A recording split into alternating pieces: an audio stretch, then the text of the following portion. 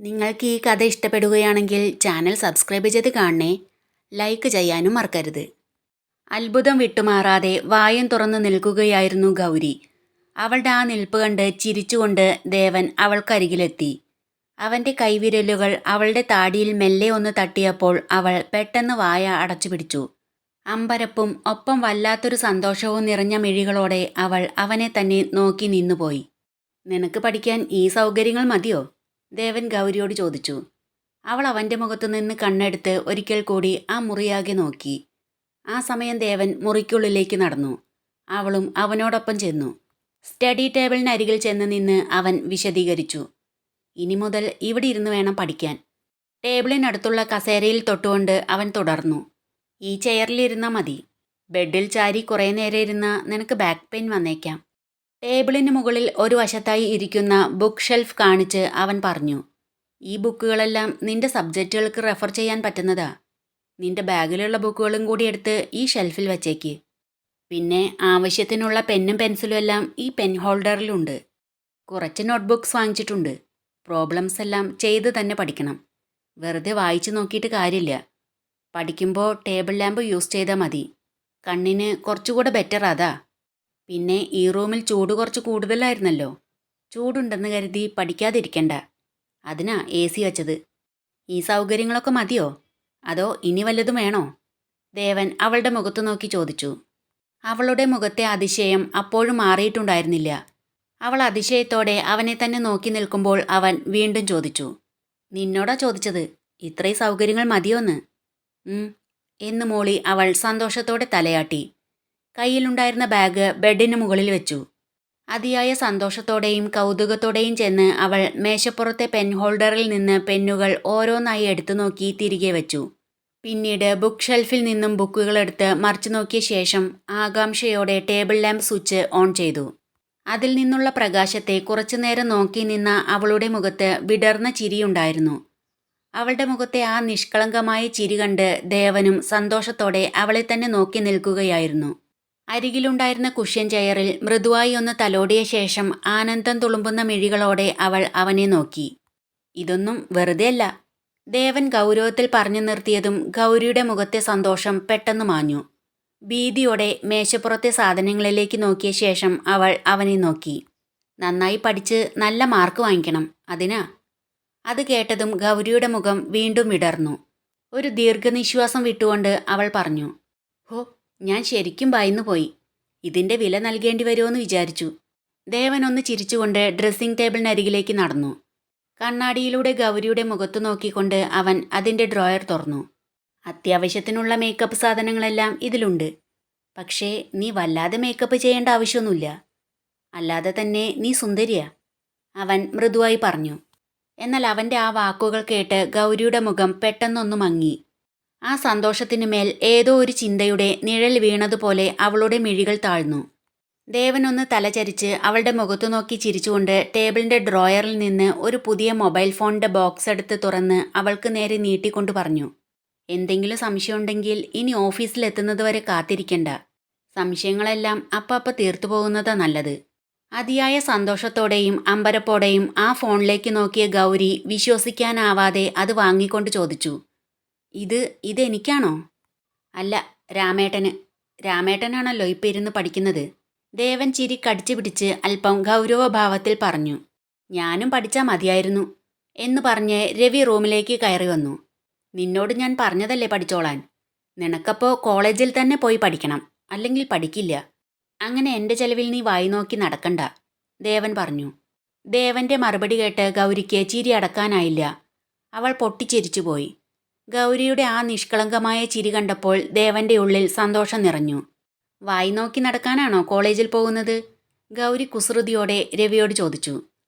കോളേജിൽ പോകുന്നത് പഠിക്കാൻ തന്നെയാ. പക്ഷേ അവിടെ നല്ല നല്ല കളേഴ്സ് കാണുമ്പോൾ പിന്നെ നോക്കാതിരിക്കുന്നത് എങ്ങനെയാ? രവി ഒരു കള്ളച്ചിരിയോടെ മറുപടി പറഞ്ഞു. കളേഴ്സോ? ഗൗരി സംശയം പോലെ ചോദിച്ചു. അത് ഓരോരുത്തർ ഓരോ കളറിലുള്ള ഡ്രസ്സൊക്കെ ഇട്ടല്ലേ വരുന്നത്. അതിൽ ഏത് കളറാണ് കൂടുതൽ നല്ലതെന്ന് നമ്മൾ സ്വാഭാവികമായി ഒന്ന് നോക്കി പോവുമല്ലോ. രവി തൻ്റെ വാദം ന്യായീകരിക്കും പോലെ പറഞ്ഞു. എന്തൊരു നിഷ്കളങ്കൻ. നീ ഡ്രസ്സിൻ്റെ കളർ മാത്രല്ലേ നോക്കൂ. ദേവൻ പരിഹാസത്തോടെ പറഞ്ഞതും ഗൗരിക്ക് ചിരി അടക്കാനായില്ല. നീ അങ്ങനെ ചിരിക്കൊന്നും വേണ്ട.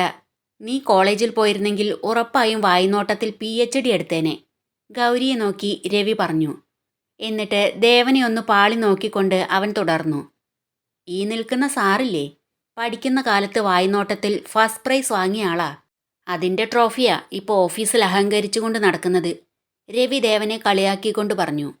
രവിയുടെ ആ അപ്രതീക്ഷിത മറുപടി കേട്ട് ദേവൻ ഒന്ന് ഞെട്ടി. ഗൗരിക്ക് ചിരി നിയന്ത്രിക്കാൻ കഴിഞ്ഞില്ല. അവൾ വാ പൊത്തിപ്പിടിച്ചുകൊണ്ട് പൊട്ടിച്ചിരിച്ചു. ആ മതി മതി, ഇവളിപ്പോൾ വന്നിട്ടല്ലേ ഉള്ളൂ. ഇവൾക്ക് കുറച്ച് റെസ്റ്റ് വേണം, പിന്നെ പഠിക്കാനുണ്ട്, നീ ചെല്ല്, രവിയോട് ദേവൻ പറഞ്ഞു. ഞാൻ പോവുക തന്നെയാ, എനിക്കു റെസ്റ്റ് വേണം. ഇനി ഞാൻ കഴിക്കാനേ ഇവിടേക്ക് വരൂ എന്ന് പറഞ്ഞ് രവി അവിടുന്ന് പോയി. ഗൗരിയുടെ മുഖത്ത് അപ്പോഴും ഒരു കുസൃതിച്ചിരി ഉണ്ടായിരുന്നു. ആ റൂമിൻ്റെ ഒരു മൂലയിലായി വെച്ചിരുന്ന കുറച്ച് കവറുകൾ എടുത്തുകൊണ്ടുവന്ന് ദേവൻ അവൾക്ക് നേരെ നീട്ടിക്കൊണ്ട് പറഞ്ഞു. നിന്റെ ബാഗിലുള്ള ഡ്രസ്സുകൾക്കൊപ്പം ഇതും കൂടി ആ കബോർഡിലെടുത്ത് വെച്ചേക്ക്. അവൾ വീണ്ടും അത്ഭുതത്തോടെ അവനെ നോക്കി. അവൾ ആ കവറുകൾ വാങ്ങാതെ അവനെ തന്നെ നോക്കി നിൽക്കുന്നത് കണ്ട് അവൻ ഒന്നുകൂടി പറഞ്ഞു, വാങ്ങിക്ക്. അവൾ മൊബൈൽ ബോക്സ് ഒരു കയ്യിൽ പിടിച്ച് മറ്റേ കൈകൊണ്ട് ആ കവറുകൾ വാങ്ങിയ ശേഷം അവനെ ഒന്നുകൂടി നോക്കി. നിനക്കിഷ്ടപ്പെട്ട കളറുകൾ ഏതൊക്കെയെന്ന് എനിക്കറിയില്ല, ഇതെല്ലാം എനിക്കിഷ്ടപ്പെട്ട കളറുകളാ എന്ന് പറഞ്ഞ് അവളുടെ മുഖത്ത് നോക്കി ഒന്ന് ചിരിച്ച് ദേവൻ അവിടുന്ന് പോയി. അവൻ പോകുന്നത് ഒരു തരം ഭയത്തോടെയാണ് അവൾ നോക്കി നിന്നത്. കയ്യിലുണ്ടായിരുന്ന മൊബൈൽ ബോക്സും കവറുകളും വേഗം ബെഡിലേക്കിട്ട് അവൾ ഓടിച്ചെന്ന് വാതിലടച്ച് കുറ്റിയിട്ടു. കിതപ്പോടെ അവൾ സ്വയം മന്ത്രിച്ചു, മഹാദേവ, എന്താ ഇതെല്ലാം? എന്തിനാ സാർ ഇങ്ങനെയെല്ലാം ചെയ്യുന്നത്? എനിക്ക് വല്ലാതെ പേടിയാകുന്നു. ഈ സമ്മാനങ്ങളോ സൗകര്യങ്ങളോ ഒന്നും ഞാൻ ആഗ്രഹിക്കുന്നില്ല. എങ്കിലും സാറിനെ അനുസരിക്കാതിരിക്കാൻ എനിക്ക് കഴിയുന്നില്ലല്ലോ. നിങ്ങളുടെ ഈ സമ്മാനങ്ങളോ സൗകര്യങ്ങളോ ഒന്നും എനിക്ക് ആവശ്യമില്ല. ഇതിലും കൂടുതൽ സൗകര്യങ്ങൾ എൻ്റെ മനുവേട്ടൻ എനിക്ക് വേണ്ടി ഒരുക്കിത്തരുമെന്ന് പറയാൻ എന്തുകൊണ്ട് എനിക്ക് കഴിയുന്നില്ല? തളർച്ചയോടെ അവൾ അവിടെ തന്നെ ഇരുന്നു. വാതിലിൽ തലചായ്ച്ച് കണ്ണുകൾ അടയ്ക്കുമ്പോൾ അവളുടെ മനസ്സ് വല്ലാതെ ഭാരപ്പെടുന്നുണ്ടായിരുന്നു. ഉള്ളിൽ വിങ്ങുന്ന വേദന കൺകോണുകളിൽ ഈർപ്പമായി പടരാൻ തുടങ്ങിയതും ഒരു കിതപ്പോടെ അവൾ പെട്ടെന്ന് കണ്ണുകൾ തുറന്നു. അവിടുന്ന് എഴുന്നേറ്റ് അവൾ അവളുടെ ബാഗിനടുത്തേക്ക് ചെന്നു. വിറയ്ക്കുന്ന കൈകളോടെ അവളുടെ ബാഗ് തുറന്ന് അതിനുള്ളിൽ ഭദ്രമായി വച്ചിരുന്ന ആ താലിമാല അവൾ കൈവെള്ളയിലെടുത്തു. വേദനയോടെ അവൾ അതിലേക്ക് നോക്കി വിതുമ്പി. കണ്ണുകൾ ഇറുക്കിയടച്ച് കൈവിരലുകൾ കൊണ്ട് ആ താലിമാലയിൽ മുറുകെ പിടിച്ചു. ഒരു തേങ്ങലോടെ മിഴികൾ തുറന്ന് അവൾ വീണ്ടും അതിലേക്ക് തന്നെ നോക്കി. മനസ്സ് വിങ്ങിപ്പൊട്ടി നിൽക്കാനാവാതെ ഒടുവിൽ ആ താലിമാല ബാഗിലേക്ക് തന്നെ തിരികെ വച്ചു. ദീപ ഒരു ആദിയോടെ ഫോണും കയ്യിൽ പിടിച്ച് ഇരിക്കുന്നുണ്ട്. അവളുടെ അടുത്ത് മണിക്കുട്ടനും ചിന്നുമോളും ഇരുന്ന് എഴുതി പഠിക്കുന്നു. അവൾ പോയിട്ട് എത്ര നേരായി, ഇതുവരെ വിളിച്ചില്ലല്ലോ എന്ന് ചിന്തിച്ച് അവൾ പെട്ടെന്ന് എന്തോ ഓർത്തതുപോലെ പറഞ്ഞു, സനലിനെ ഒന്ന് വിളിച്ചു നോക്കാം. എന്താ അമ്മേ? ദീപ പറയുന്നത് കേട്ട് ചിന്നുമോൾ ചോദിച്ചു. ഒന്നുമില്ല മക്കളെ, മക്കളിരുന്ന് പഠിച്ചോ. ഗൗരി ആൻറ്റി പോയിട്ട് കുറച്ചു നേരമായല്ലോ, ഇതുവരെ വിളിച്ചില്ല. അമ്മ ഓട്ടോമാമനെ ഒന്ന് വിളിച്ചു നോക്കട്ടെ, വീട്ടിൽ കൊണ്ടുപോയി വിട്ടില്ലേന്ന് ചോദിക്കട്ടെ എന്ന് പറഞ്ഞ് ദീപ അവിടുന്ന് എഴുന്നേറ്റ് ഗൗരിയെ കൊണ്ടുപോയി വിട്ട ഓട്ടോക്കാരൻ്റെ നമ്പറിൽ വിളിച്ചു. എന്താ ചേച്ചി, ഓട്ടോ വല്ലതും പോണോ? ഓട്ടോക്കാരൻ കോൾ അറ്റൻഡ് ചെയ്ത് ചോദിച്ചു. നീ ഗൗരിയെ അവളുടെ വീട്ടിൽ കൊണ്ടുപോയി വിട്ടില്ലേ? ദീപ ചോദിച്ചു. ചേച്ചി ശാന്തിനഗറിലെ ബസ് സ്റ്റോപ്പിൽ വിട്ടാൽ മതിയെന്ന് പറഞ്ഞ് അവിടെ ഇറങ്ങി, അയാൾ പറഞ്ഞു. ഞാൻ നിന്നോട് അവളെ അവളുടെ വീട്ടിൽ കൊണ്ടുപോയി വിടാനല്ലേ പറഞ്ഞത്, നീ എന്തിനാ ബസ് സ്റ്റോപ്പിൽ ഇറക്കി വിട്ടത്, അതും ആ നേരത്ത്? ദീപ ചോദിച്ചു. ഞാൻ പറഞ്ഞതാ ചേച്ചി വീട്ടിൽ കൊണ്ടുപോയി വിടാന്ന്. എന്നാൽ വീട് അവിടെ അടുത്താണ്, നടന്നു പോയിക്കോളാന്ന് പറഞ്ഞ് അവിടെ ഇറങ്ങിയതാ, സനൽ പറഞ്ഞു. ശരി എന്ന് പറഞ്ഞ് ദീപ കോൾ കട്ട് ചെയ്തു. ആരെയൊന്ന് വിളിച്ചു നോക്കുക, സേഫായി എത്തിയോന്ന് അറിയണം. സംശയമുണ്ടെന്ന് കരുതി രവിയെ വിളിച്ച് ഗൗരി അവിടെ എത്തിയോന്ന് ചോദിക്കാൻ പറ്റില്ലല്ലോ, ദീപ ചിന്തിച്ചു.